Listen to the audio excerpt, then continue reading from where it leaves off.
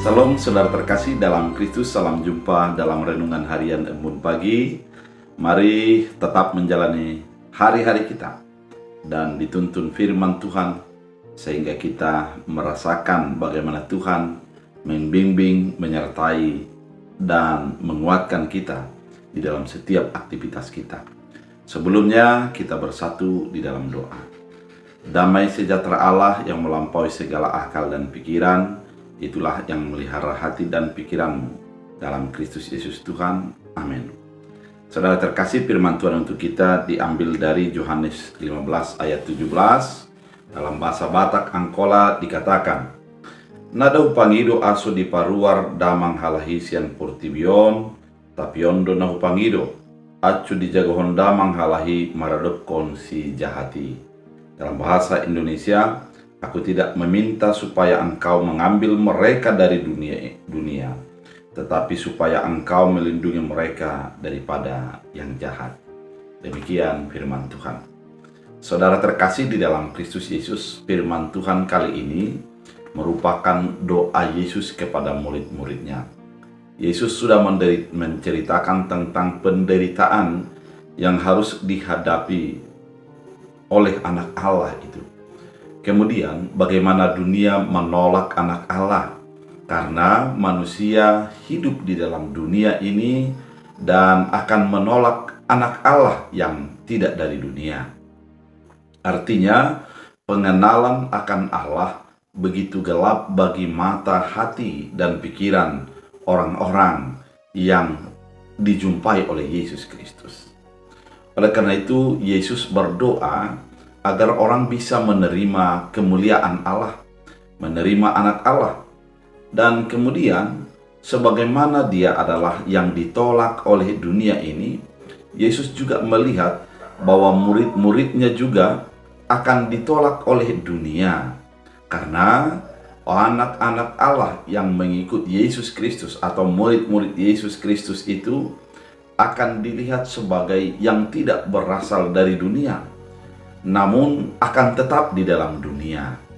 Artinya ada prinsip yang berbeda antara manusia dunia dengan manusia sorgawi.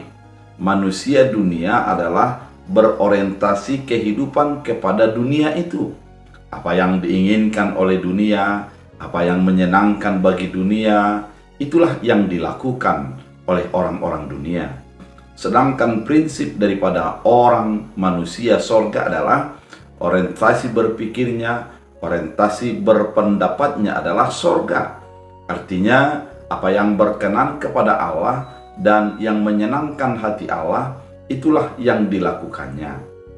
Oleh karena itu ada benturan antara manusia dunia dengan manusia sorgawi. Manusia dunia akan menjadi dianiaya, dibenci, dan menjadi dijauhkan orang lain. Hal itu menjadikan dirinya menjadi orang yang menjadi menderita dan mengalami berbagai tekanan. Oleh karena itu Yesus berdoa agar murid-muridnya itu dijauhkan daripada yang jahat. Artinya realitas hidup sebagai orang percaya sudah dinyatakan oleh Yesus, dan Yesus dari awal mendoakan orang-orang yang percaya itu agar kuat menghadapi tekanan, menghadapi gelombang kehidupan yang begitu mengerikan itu.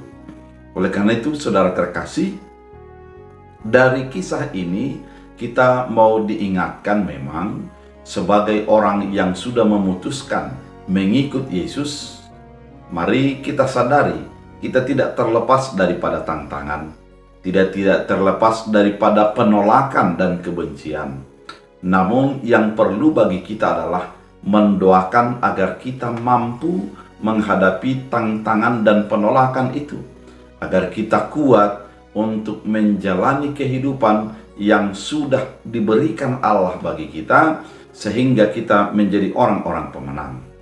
Yang kedua, kita menjadi diingatkan melalui firman Tuhan kali ini, yang jahat selalu ada, Namun ketika Tuhan menjadi melingkupi kita, maka kejahatan akan menjadi dikalahkan.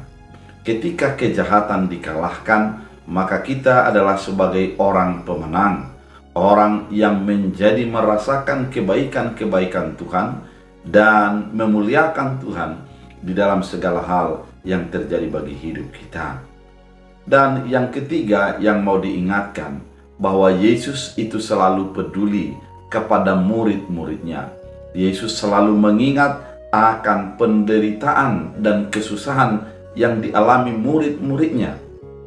Yesus melihat dengan jelas bahwa kehidupan yang dihadapi pengikut Yesus adalah kehidupan yang penuh dengan godaan, penuh dengan tantangan dan persoalan. Namun Yesus sudah mendoakan kita agar kita kuat di dalam menjalani proses keberimanan kita. Oleh karena itu, saudara terkasih di dalam Kristus, ketika kita membaca firman ini, sesungguhnya kita dinyamankan dalam hidup kita, bahwa memang kita tidak sendiri di dalam segala persoalan yang kita hadapi. Kita tidak menjadi orang yang ditinggalkan di dalam pergumulan yang terjadi bagi hidup kita, karena ada Yesus yang adalah Tuhan yang selalu mendoakan kita, mengangkat kita dari keterpurukan kepada berkat-berkat yang disediakan Tuhan. Melalui firman ini, kita juga diajak untuk saling mendoakan sebagai orang percaya, karena memang yang merasakan tekanan, yang merasakan berbagai persoalan itu adalah semua orang yang mengikut Yesus. Ketika kita saling mendoakan, di sana adalah kekuatan. Ketika kita saling mendukung di dalam segala persoalan yang terjadi, maka pada saat itu kita akan merasa sebuah asupan energi yang baru, sehingga kita menjadi tetap bersuka cita dalam keadaan yang kita hadapi. Oleh karena itu, saudara terkasih di dalam Kristus Yesus, firman Tuhan yang begitu indah ini menuntun kita, mengarahkan kita untuk menjadi memuliakan Allah, memuji Tuhan di dalam keadaan yang kita hadapi.